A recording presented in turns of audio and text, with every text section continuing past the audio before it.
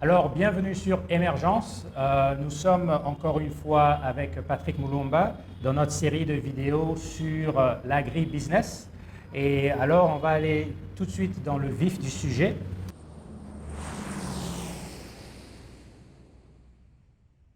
Est-ce qu'il y a présentement suffisamment de producteurs de semences ici? Parce que j'entends qu'on exporte de la Zambie, du Kenya et ailleurs dans le monde, Afrique du Sud. Non. Il n'y a aucun sémencier au fait. Aucun localement. sémencier. Il y a des petits sémenciers. Il y a il y a Ceprosem qui fait quand même de la sémence des cultures maraîchères.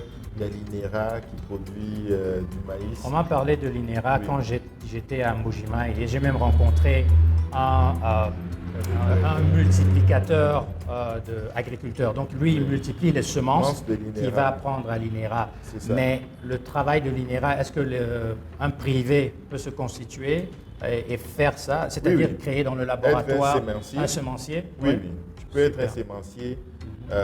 Par exemple, notre objectif à nous, c'est faire la multiplication des semences de Western Seed ici au Congo, Ok. éventuellement, parce qu'ils ont une sémence vraiment de bonne qualité. OK. Alors, on va faire un joint venture pour voir si on peut produire le F1, la sémence hybride F1 ici localement. OK.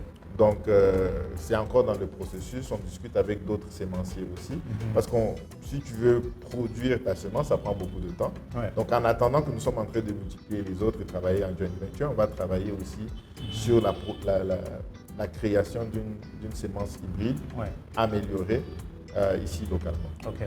Et peut-être rapidement je sais que on veut présenter cette émission à tout le monde, à tous les niveaux. Vous n'avez pas à être expert dans le domaine agricole, mais tu as dit quelque chose, semence F1. Je sais qu'il y a plusieurs niveaux de la semence de base, Oui. et il y a une évolution, plusieurs versions. Peut-être tu peux toucher sur les 3 premiers niveaux et Oui. c'est quoi en fait ça? Donc, quand tu fais la multiplication de semences, la production de semences, tu dois commencer par des parents. C'est-à-dire Ok. que 2 sémences, père, papa, maman, qui vont produire une sémence améliorée. OK.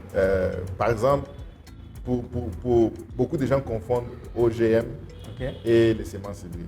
Alors, j'explique souvent de dire que nous, moi et toi, nous sommes des F1. OK. Ça veut dire que nous sommes des hybrides, moi et toi, parce que papa, maman se sont mis ensemble. Exactement. On espère qu'on ait une version améliorée. On espère. J'ai vu ton papa, donc je pense que tu es plus beau que ton père. On va pas lui montrer cette partie de la Non, mais il va vidéo. être Ouais. content qu'il Oui, a produit quand même un enfant qui est beau. Bien et sûr. ta mère aussi a contribué à cela.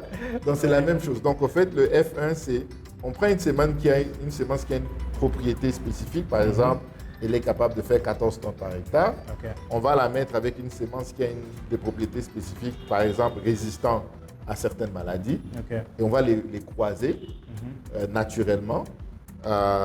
Et la production, la première génération de l'hybride qui va sortir de là, qui est stable, c'est le F1. C'est le F1. Donc le F1 sont toujours des semences beaucoup plus intéressantes pour un agriculteur Ok. que les autres. Donc maintenant, quand tu prends ce F1, tu le croises avec un autre Pour F1 par obtenir exemple, un- tu vas faire un F2. F2. Et le F2 est souvent moins performant Ouais. que le Donc le plus F1. tu t'éloignes du F1, le Oui. plus la semence, le produit est performant. C'est ça. Et puis le F1 aussi, si tu le replantes, c'est-à-dire si tu plantes, tu prends les graines, Ouais. tu replantes les mêmes graines, Ouais. tu vas perdre le rendement. Donc C'est ça. ça diminue d'environ 30%. Ok. Si tu le fais encore, ça diminue de 50%.